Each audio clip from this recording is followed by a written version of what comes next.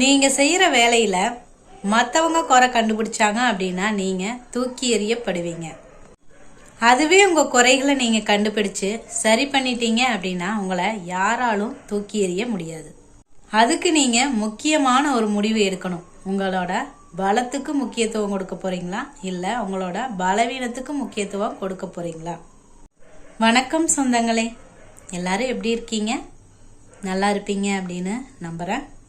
இன்னைக்கு என்ன பதிவு பார்க்க போறேன்னா, உங்களை யாராலும் தூக்கி எறிய முடியாது அப்படிங்கிறத பற்றி தாங்க பார்க்க போகிறோம்.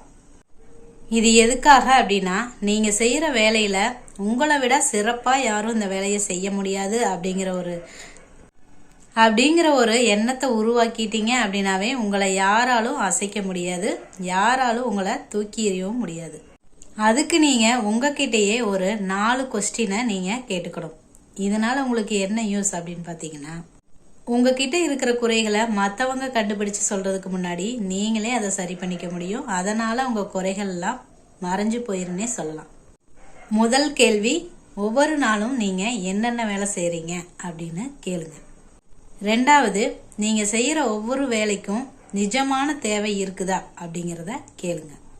அந்த வேலைகளை நீங்கள் எவ்வளவு சிறப்பாக செய்கிறீங்க அப்படிங்கிறதையும் 3வதா கேளுங்க.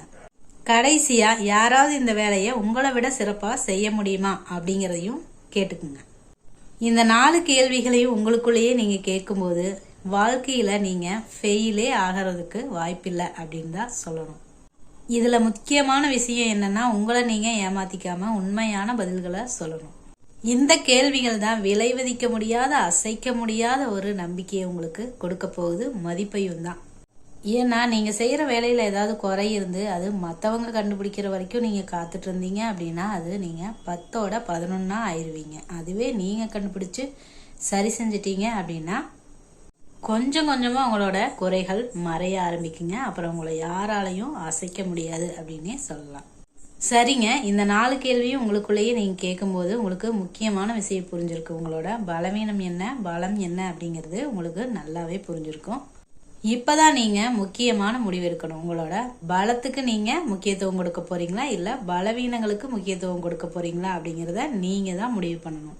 அப்படி நீங்கள் உங்களை பலப்படுத்துகிற வேலைகளுக்கு மட்டும் முக்கியத்துவம் கொடுத்து செய்ய ஆரம்பிச்சிட்டீங்க அப்படின்னாவே உங்களை யாராலும் அசைக்கவும் முடியாது, எந்த வேலையிலிருந்து உங்களை தூக்கி எறியவும் முடியாது. அது வீடாக இருந்தாலும் சரி, அலுவலகமாக இருந்தாலும் சரி. ஓகே ஃப்ரெண்ட்ஸ், நீங்கள் உங்களோட குறைகளை கண்டுபிடிச்சு பலத்தை இன்னும் பலப்படுத்தி உங்களோட வேலையை சிறப்பாக செஞ்சு, உங்களை விட சிறப்பாக யாரும் செய்ய முடியாது அந்த அளவுக்கு செஞ்சு வாழ்க்கையில் முன்னேற, மற்றவங்க முன்னாடி அசைக்க முடியாத ஒரு சக்தியாக மாற, யாராலையும் தூக்கி எறிய முடியாத ஒரு சிறந்த ஆளாக மாறுறதுக்கு என்னுடைய மனமார்ந்த வாழ்த்துக்கள்ங்க.